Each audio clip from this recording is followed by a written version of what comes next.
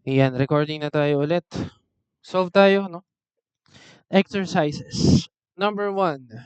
A company reported the following information with respect to the material required to produce its product during the month. So, binigyan ka ng mga standard prices and actual units. Okay. Tsaka actual costs. Wait nga.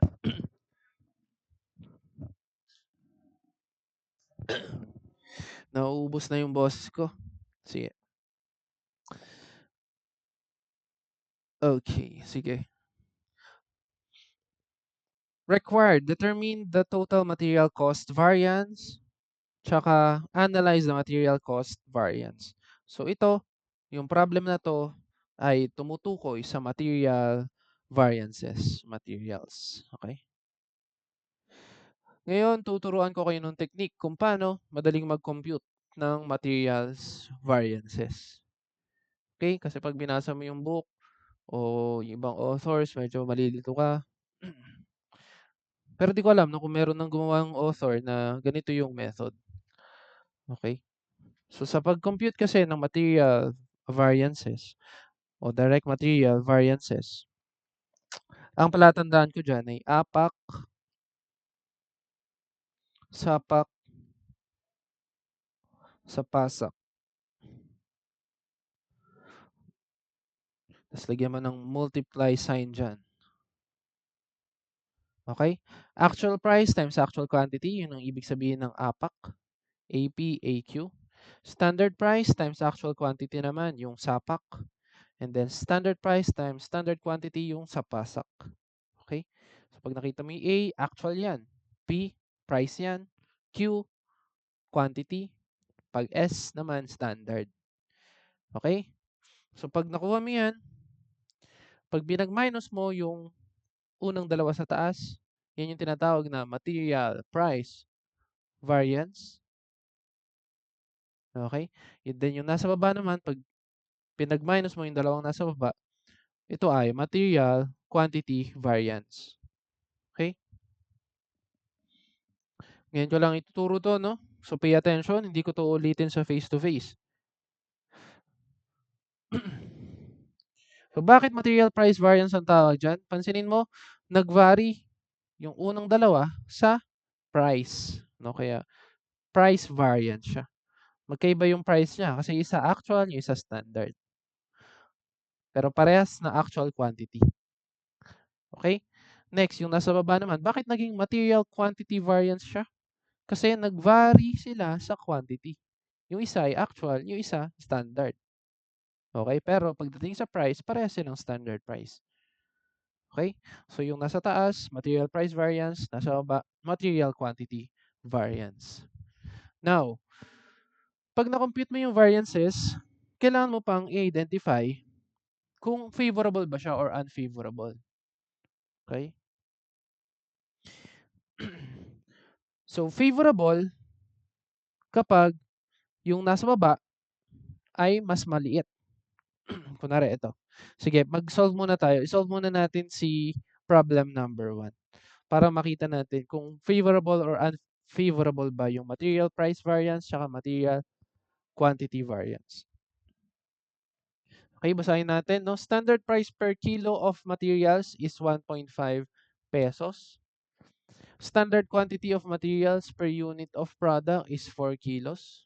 So, ibig sabihin, sa isang unit na ipoproduce, merong 4 na kilo ng material.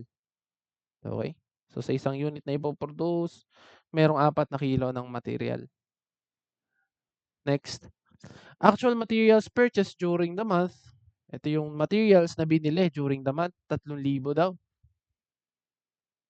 Then materials inventory at the end of the month, merong 200 kilos.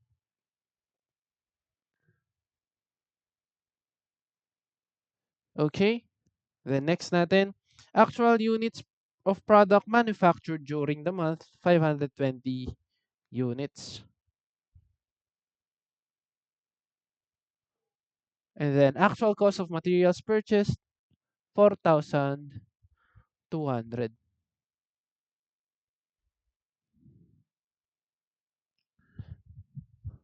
Ngayon, kailangan mong makuha yung mga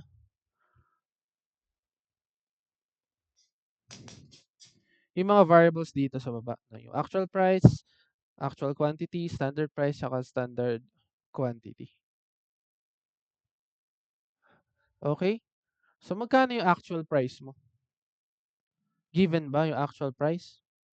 Hindi, no? Ang given dito is si standard price, na 1.5 per unit. So, pwede mo na bang gamitin yung 1.5 na yan? Yes, pwede mo na. So, standard price, 1.5. Sige, i-rewrite lang natin dito, no? Yung formula na to, i-rewrite natin dito. So, times, times, times. Meron ka na bang actual price? Wala pa. Sabi ko nga, kukomputin mo pa yan. Pero meron ka na bang standard price? Meron na, 1.5. So, yung 1.5, lagay mo na dito. Standard price, 1.5. Parehas yan, standard price.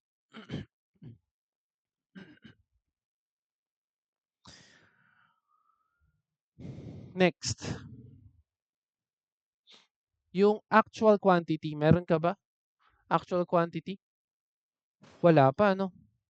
Kailangan mong computein yung actual quantity used sa production.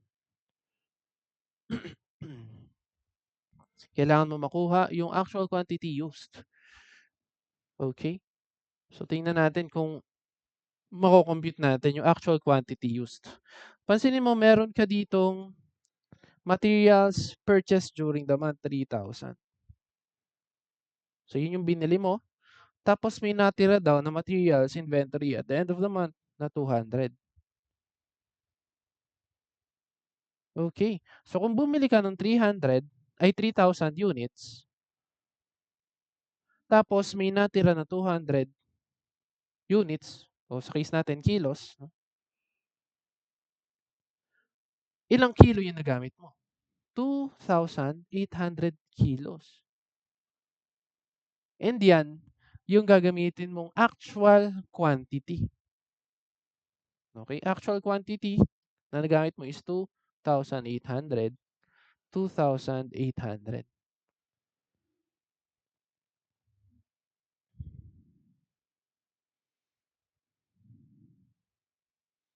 Okay? Next, pwede nating mahanap kung magkano yung actual price. Dito yung actual price. Kasi binigyan pala tayo dito ng actual cost of materials purchased. Okay?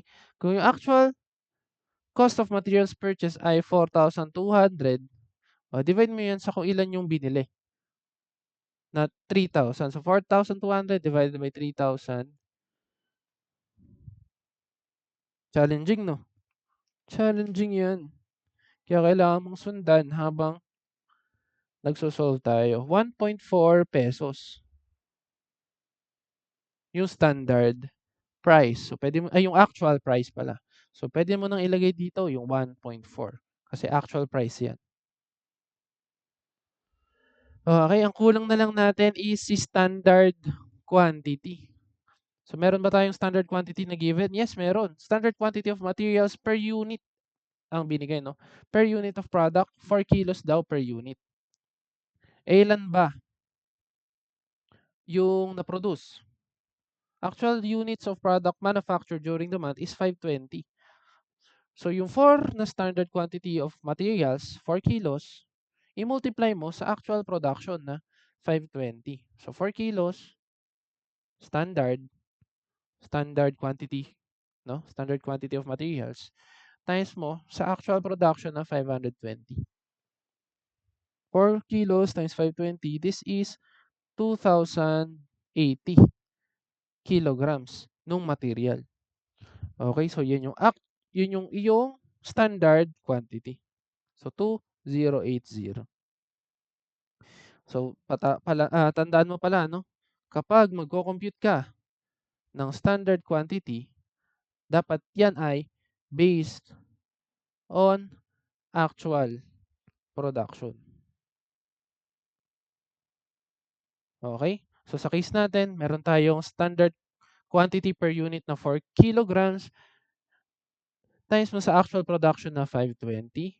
Therefore, lumabas yung 2080. Okay, so pwede mo na ngayon computein yung magiging total amounts niyan. So yung APAC mo, AP times AQ, ang magiging sagot mo dyan is 1.4 times 28, 3,920. 3,920. Next, yung SAPAC mo naman, SP times AQ. So 1.5 times 28,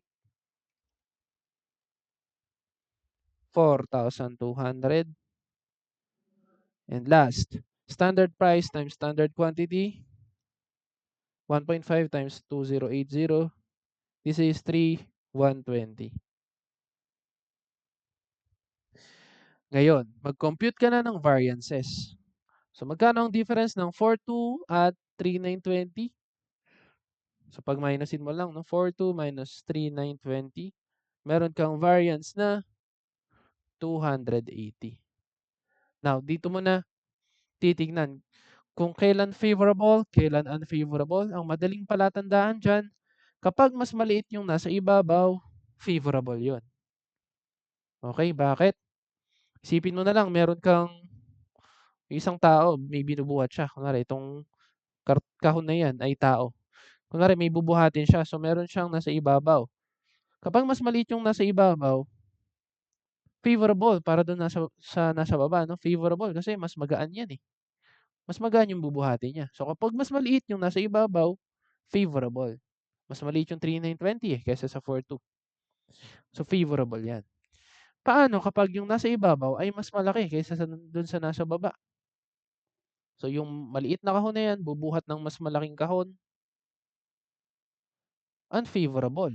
Unfavorable yan kasi syempre mabibigatan siya. So, yung variance dito, 4,2 minus 3,120, ang difference niyan ay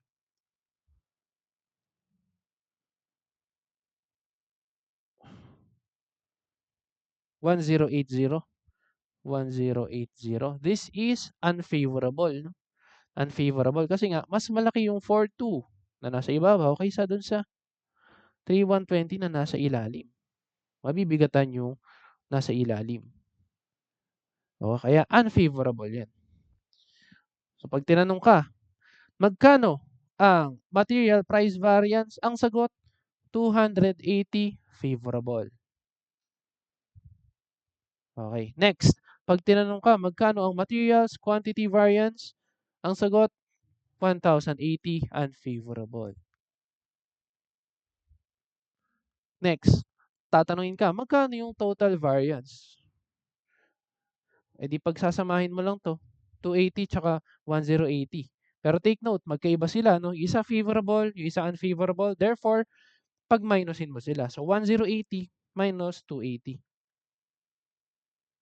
Ang sagot, 800.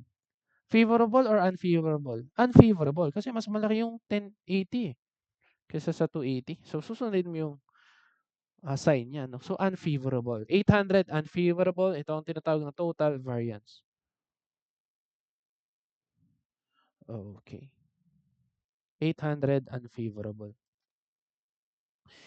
So, yun yung ginagawa dito sa variance analysis.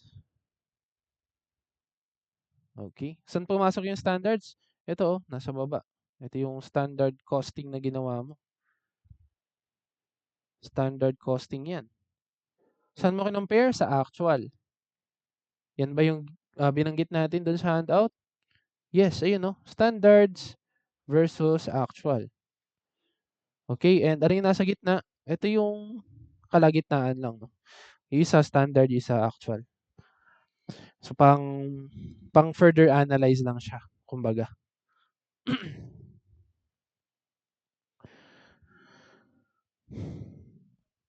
Okay, ganun ang material variances.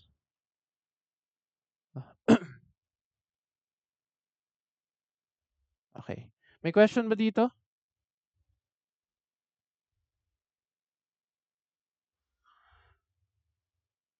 Okay, walang nag-unmute, walang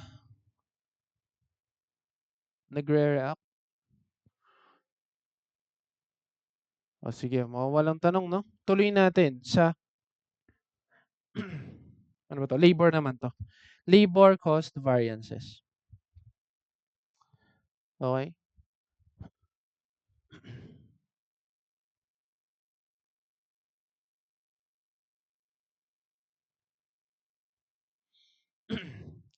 So kanina direct materials yung inanalyze natin, direct materials. Next naman, direct labor naman. Direct labor. Okay? So sa pag-analyze ng direct labor, parang direct materials lang din yan. Di ba kanina sa direct materials, apak, sapak, sapasak. Ngayong nasa labor na tayo, papalitan mo lang yung price ng rate. Okay? Kasi nga, pag labor ang pinag-uusapan, rate ang tawag dyan. So actual rate, standard rate. Okay? Then yung Q naman, yung quantity, papalitan natin yan ng hours. So, actual hours, tsaka standard hours. And yun na, meron ka ng variance analysis for direct labor. So pag pinag-minus mo yung dalawang nasa taas, this is tinatawag na labor rate variance. Pag pinag-minus mo yung dalawang nasa baba, tinatawag naman siyang labor efficiency variance. Kung favorable or unfavorable, susundin mo pa rin yung box analogy natin. So kung mas malaki yung nasa ibabaw, unfavorable para doon sa nasa ilalim. So unfavorable kapag mas malaki yung nasa taas kaysa sa nasa baba niya. Favorable naman kung mas malaki siya kaysa doon sa nasa ibabaw niya. Favorable. Okay. Sige, mag-solve na tayo nito. So a company produces a product. Information pertaining to the company's monthly direct labor usage is provided below. Standard labor rate per hour. Binigyan ka ng standard labor rate. Okay, standard rate. Given agad, 16. So, pwede mo nang i-plot yan. No? Pag nire-write mo, sige, i-rewrite na natin. I-rewrite na natin yung formula dito. So, pag nire-write mo yan, syempre, nandun pa rin yung multiply sign dyan.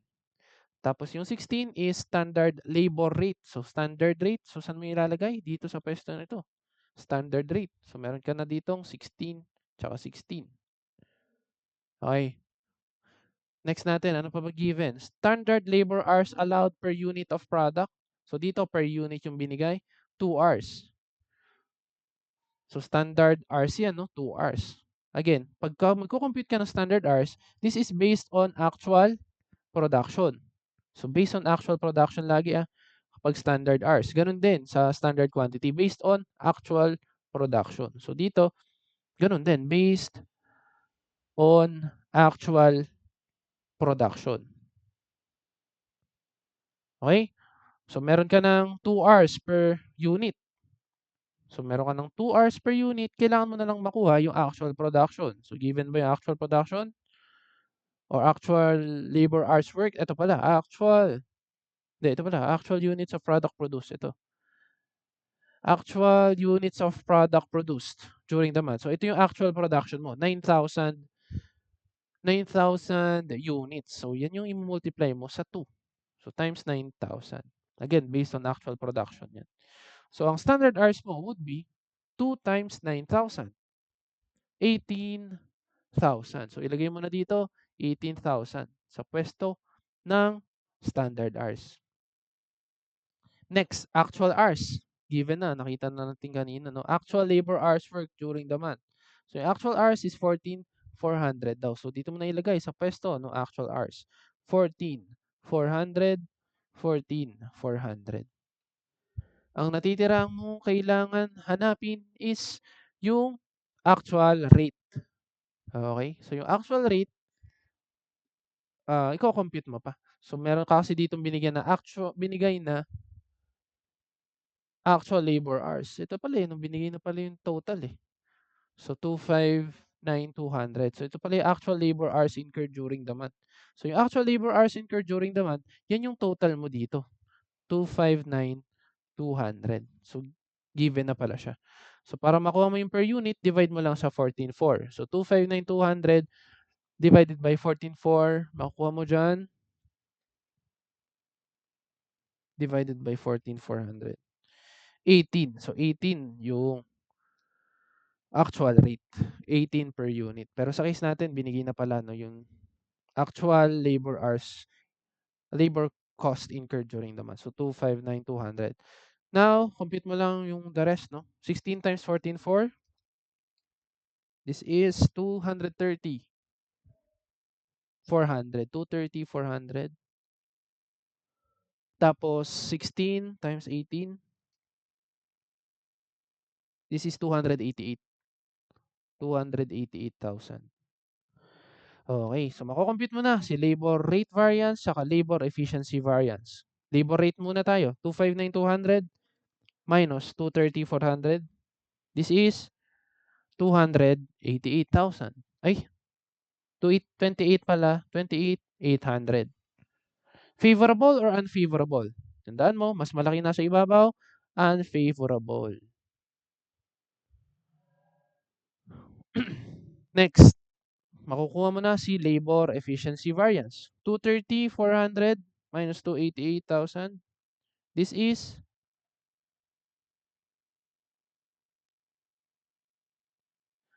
57,600. 57,600.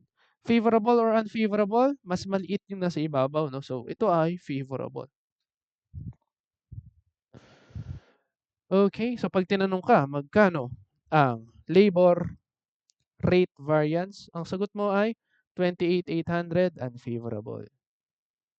Pag tinanong ka, magkano ang labor efficiency variance? Ang sagot mo ay 57,600 favorable. Ngayon, pag tinanong ka, magkano ang iyong total labor variance? Total labor variance. E di, combine mo lang yung dalawa. Again, since magkaiba sila ng sign, isa unfavorable, isa favorable, pag minusin mo. So, 57,600 minus 28,800. May makukuha kang 28,800. Favorable or unfavorable? Favorable kasi mas malaki yung 57,600. So, 28,800 favorable. Ayan. Ang total labor variance. So, madali lang, no? Direct labor variances. Labor rate variance, labor efficiency variance.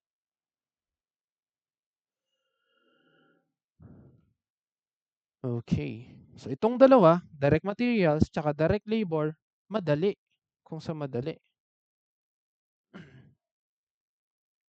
Ang challenging would be the overhead variances. No? Kasi tandaan mo, yung manufacturing cost natin na nilista kanina. Nasaan na ba yun? Manufacturing cost na nilista natin kanina. Nawala, binura ko siguro. So, nandun yung, ito pala, no? Manufacturing costs. Direct material, okay ka na, marunong ka na mag-compute ng direct material variances. Direct labor, marunong ka na rin mag-compute. Yung overhead, ito yung medyo challenging for you. Kaya kailangan mo itong aralin maigi. Yung overhead. Kailangan mong ma-master yan. Kasi yung overhead ay challenging. Kasi meron pa yung ano, no? Saan bang sample ng overhead dito? Ito, overhead variance. Yung number 4. Si overhead kasi, meron siyang two-way, merong three-way, tsaka merong four-way variance analysis.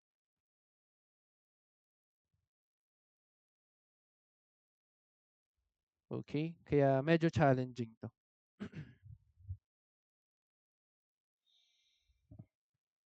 Sige, ito bang number 3? Ano ba to? Number 3 is direct material and direct labor variance din to, no? So ito, sagutan mo on your own. Assignment mo to, no? Gawin mo. Kailangan active ang learning kung gusto mong matutunan yung standard costing and variance analysis na yan. Okay? Hindi pwedeng nakikinig ka lang, hindi pwedeng passive learner ka lang dito. Kailangan mong kumilos, kailangan mong mag-practice on your own. Kasi mangangamote ka kapag hindi ka nag-practice. Matutulala ka sa question. kapag hindi ka nag-practice dito. Okay? So, kailangan mo sagutan 'to. Sana mapalabas mo yung variances kasi nandiyan naman na yung sagot. Okay? So, puntahan natin si four-way. Itong si ano 'no, si overhead variances. Okay. Si overhead, again, meron siyang two-way, three-way, tsaka four-way variance analysis. Pero kahit si four-way lang ang kabisado mo, okay ka na. Okay? Kahit si four-way lang ang matandaan mo, okay ka na. Ayan. Teka nga, na-absorb pa ba? Nasaan ba sila? Na-absorb pa ba yung yung ano, yung direct labor tsaka direct material variances? Okay, na-absorb pa naman. Sige, sige, sige. So pwede tayong tumuloy no ng overhead variances. Okay. So sa overhead nga, pwede kang two-way, three-way, or four-way, pero kahit four-way lang ang tandaan mo, goods ka na. Okay. Paano ba yung variance analysis dito? So meron tayong palatandaan ulit. Actual, BAA, bash, tsaka standard. Standard. Okay? Yan ang palatandaan for the overhead variance analysis. Okay? So since overhead yan, ang overhead ay mix, di ba? Mixed cost. Ibig sabihin, meron siyang portion na variable tsaka fixed. Okay? Naalala mo ba yan? Di ba, sineparate pa natin dati yung mga mixed cost. No? Ginamitan natin ng high-low method. Sana naalala mo pa yun, no? Kasi i-examine mo pa rin yun sa finals. Okay. So yung overhead nga, mixed cost siya. Unlike direct materials saka direct labor, no? Parehas variable lang yan. Yung direct labor, variable yan. Kaya alam mo yung rate per hour. Kapag material naman, variable din. Kasi alam mo nga yung price per hour. Ay per kilo naman dito no, sa materials. Eh si overhead, mixed yan. Meron yung variable portion tsaka fixed portion. So, sa pag-analyze nito, paghiwalayin mo rin si variable at saka si fixed. Okay? Pero pagpaplasin mo para makuha mo yung total. Okay? So, yung actual, syempre, merong plus, plus, plus sign dyan.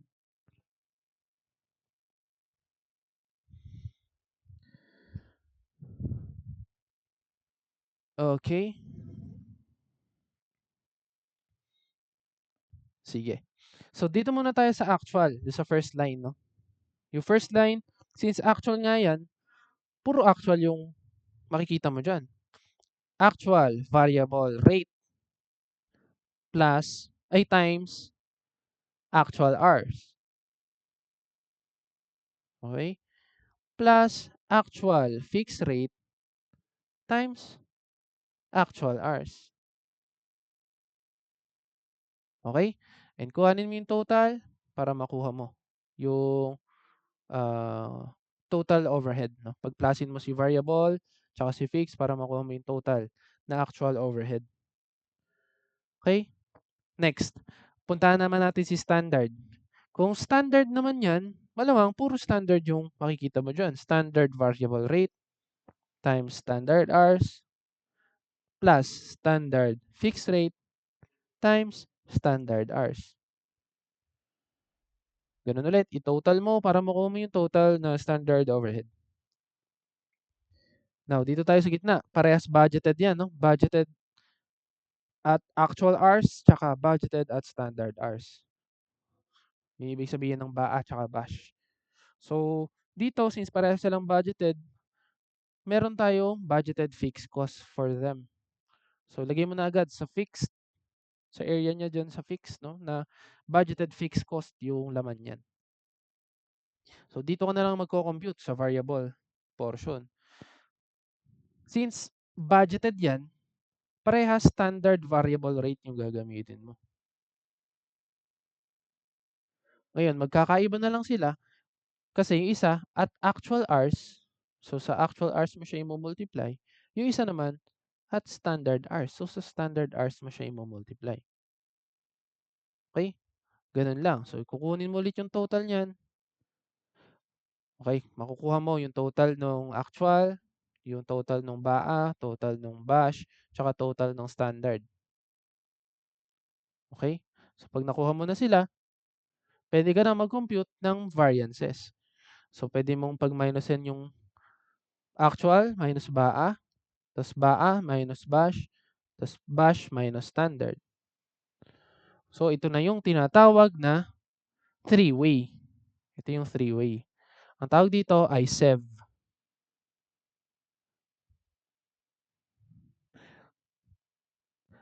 Kapit ka lang ha, medyo intense to. No? Lalo kung wala kang prior knowledge, kung di ka man lang nag-advance reading, no? Mawiwindang ka sa unang pagkita mo sa four-way analysis. Yung S ay tinatawag na spending variance. Itong E ay efficiency. At ito namang V ay volume variance. So, yan yung three-way. Eh sir, nasan ba yung four-way? Yung four-way ay pag hinati mo yung spending variance. Paano mo hatiin? Sa variable at saka sa fixed. Okay? So again, ito yung three-way SEV. Spending, efficiency, volume. Yan yung three-way. Ibahin natin yung kulay para color-coded tayo. So gawin natin purple yan. So ito yung three-way. 1, 2, 3. Paano magiging four-way? Hatiin mo yung spending into 2. Yung isa, variable spending variance. So tinatawag na to, variable spending variance or VSV na lang. VSV. Variable spending variance. So ito yung number 1. Then fixed spending variance. This is number 2. Then number 3, yung efficiency. Number 4, yung volume. So four-way. 1, 2, 3, 4. Yan na si four-way variance analysis. Okay, so paano naman si two-way? Yung two-way ay itong actual minus BASH. So, ito yun, minus ito. Tinatawag yan na controllable variance. Then, kapag pinag-minus mo naman si BASH tsaka si standard, volume variance yan. Volume variance. Ito rin yun, no? Pero other term ng volume variance is uncontrollable variance. Uncontrollable. Siyempre, opposite ng controllable, uncontrollable. So, ganun. Yan naman si two-way. Okay? Ayan. So, ang kailangan mo tandaan, itong si four-way. No? O kaya si ano lang to, si three-way lang. Basta pag naalala mo to, pag natandaan mo tong si actual BAA BASH standard, makakapag-compute ka na ng overhead variances.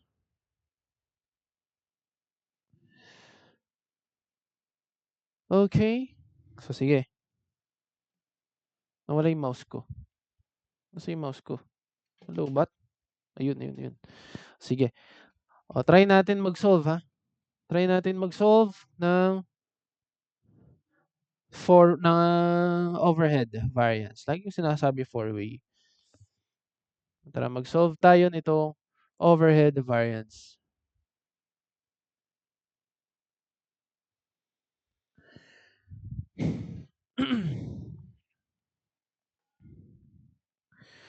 A company produces a product. Budgeted production is 5,000 units of product per month.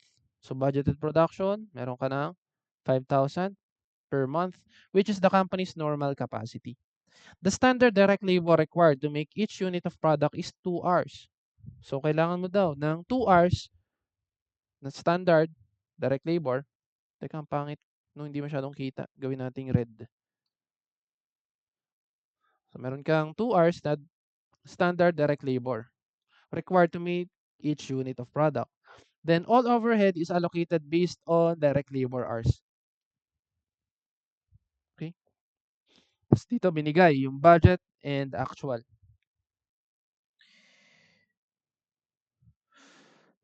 Sige. Now, pinagko-compute ka ng total factory overhead variance, then pinapa-analyze sa'yo using two-way, three-way, and four-way. Okay? So, gawin na natin. First, yung actual muna. Tingnan natin yung actual. Ano ba given sa actual? Given yung total variable overhead, tsaka yung fixed. Given din, no? Sobrang bait. So, hindi ka na niya pinagko-compute nung actual variable rate times actual hours kasi meron ng binigay na total variable, 55,000. Okay? So, lagay na natin dito. Actual, BAA, BASH, standard. Again, kung hindi binigay yan, kukumputin mo pa. AVR times AH. Eh, binigay na. So, 55. Lagay mo na agad dito. Variable. Variable fixed. So, pag plus-plusin mo yan. Binigay yung variable na 55. So, 55,000. Binigay din yung fixed, no? 38,000. Napakabait ng problem. 38,000. Hindi ka na niya pinag-compute ng actual fixed rate times actual hours. Binigay niya na. 38. Okay, so pwede mo na i-compute. 55 plus 38, magkano ang total actual overhead? Wala i-calculate ko. Ayun. 55 plus 30. 55 plus 38. 93,000. So this is 93,000. Meron ka ng actual. Ganun kasimple. Next. Binigay yung budgeted. Okay? Yung budget. Budget to ha, hindi standard. No? Kanina kinompare natin yung si budget tsaka si standard. No? Si budget, yan yung pinaggamitan na nung standard units. Okay? So yung budget, dito mo magagamit sa budgeted fixed cost na area. So binigay yung budgeted kasi, budgeted na fixed cost. Budgeted fixed cost is 40. So pwede mo na ilatag agad sa budgeted fixed cost yan. Yung 40, lagay mo na dito. Pares kasi siyang budgeted fixed cost, so 40 rin yan, yung kabila. Okay. So nagamit mo na yung 40. Next natin. Kulang ka pa ng standard variable rate, no? Tsaka standard fixed rate. No, wala ka pang standard variable rate tsaka standard fixed rate. Itong dalawa, standard variable rate tsaka standard fixed rate. So paano mo gagawin 'yon? Paano mag-compute ng standard rate? So dito natin ilagay no, standard rates. Paano mo gagawin 'yon? Gamitin mo yung budget. Okay, kasi 'di ba doon sa discussion natin, nasaan na ba 'yung budget? Ito. Ito. Budget natin, yan yung product kapag pinag-multiply mo si standard times expected actual activity. Okay? So, yun yung budget. So, ibig sabihin, kapag binigay sa'yo yung budget, tas meron kang expected actual activity, kaya mong palabasin si standard. So, yun mismo yung gagawin natin dito. So, since binigyan tayo ng budget, so gawin natin sa variable muna. Variable, standard variable rate. Gawin natin acronym na lang. Standard variable rate. So, yung standard variable rate natin, kailangan mo si budgeted na variable na overhead. So, ito yun, 60,000. Divide mo dun sa expected actual. Expected actual, yun din yung nasa budget, no? Hindi yun yung actual, ha? Hindi yun yung actual. Expected actual. So, ibig sabihin, yun yung binudget. Okay, so 60,000 divided by 10,000. Therefore, ang yung standard variable rate ay 6. Gawin mo yung same thing for fixed rate naman. So, standard, laki ng sulat ko, no? So, dito lang natin lagay yung standard fixed rate. Dito, standard fixed rate na lang. Standard fixed rate, dito natin lagay. Standard fixed rate, gamitin mo yung fixed overhead na 40,000 na budgeted. Divide mo sa expected actual na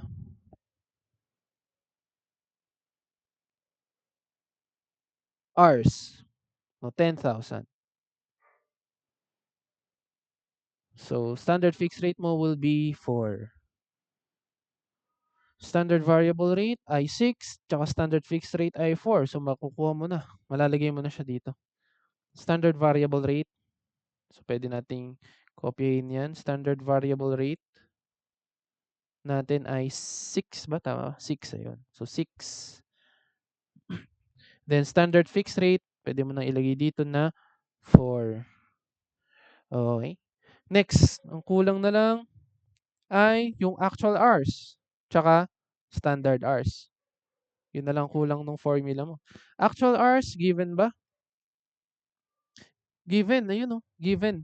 9,200 yung actual hours. 9,2. So, lagay mo na agad. 9,2 actual hours.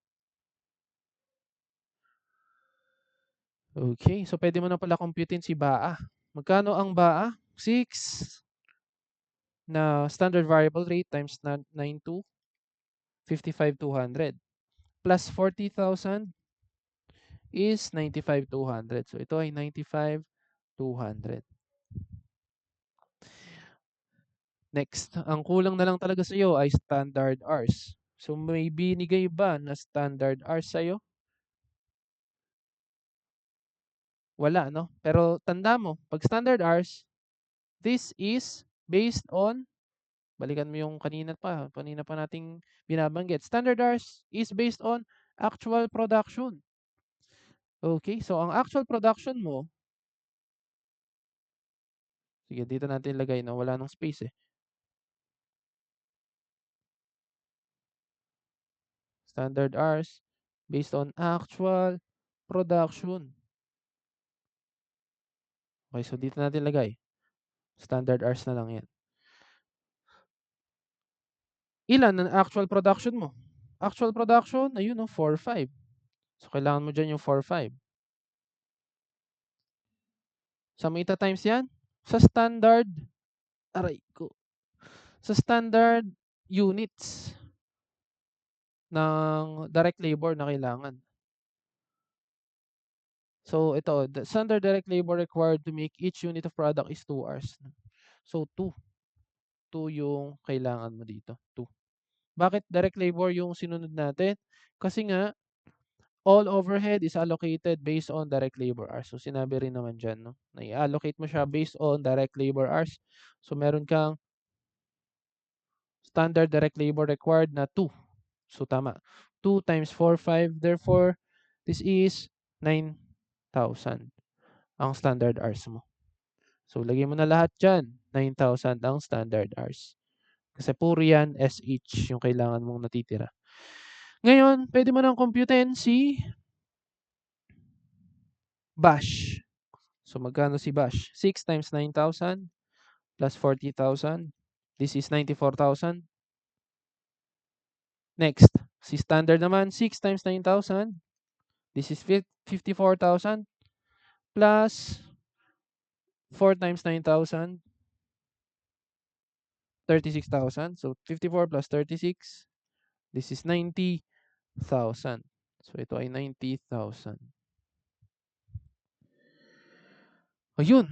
So, kompleto na. Makakapag-compute ka na ng variances. So, pwede mo i-compute si SEV. Si SEV muna. Spending variance mo, 93 minus 95,2. This is 2,200. Favorable or unfavorable? Favorable kasi mas maliit yung nasa taas. So this is 2 favorable.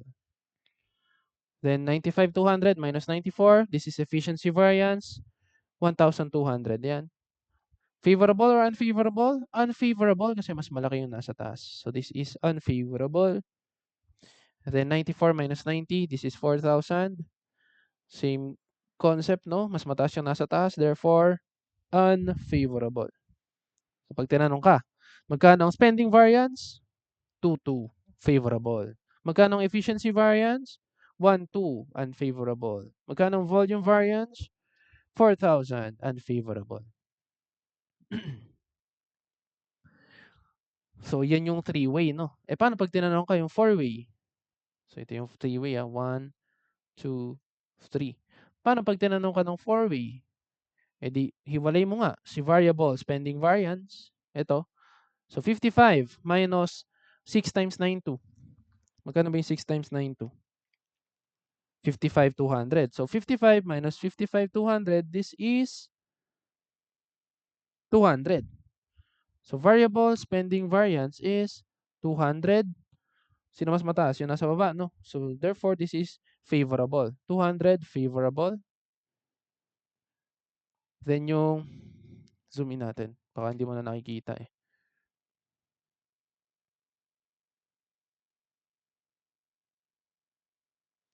Then, yung fixed spending variance natin is 38 minus 40, 2,000 yan.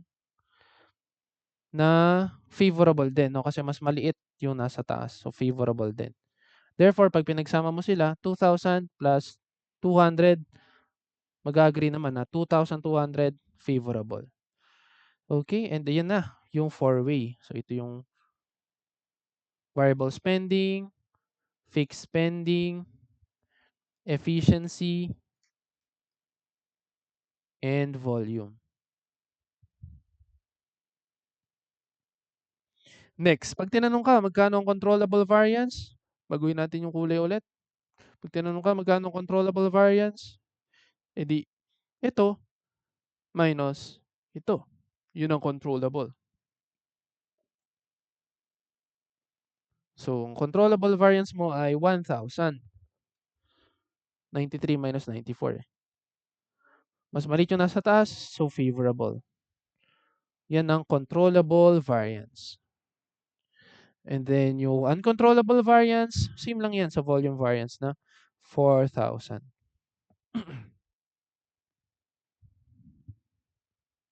Then magkano yung total variance? Kung gagawin mo lang, yung tinatawag na one-way, no? Kapag yung total variance na yung hinanap. Pag total variance ang hinanap, pag minusin mo lang yung unang-una, tsaka yung huling-huli. So, actual minus standard. Yun lang yung total variance mo. Na 3,000. Mas malaki na sa taas, so unfavorable to. 3,000 unfavorable. And yun na. Yung overhead variance analysis. Yan si four-way.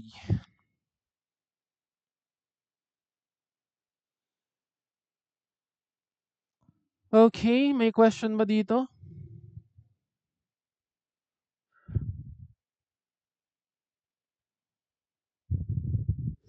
Again, hindi sapat na nakikinig ka, dapat nagsulat ka rin, no?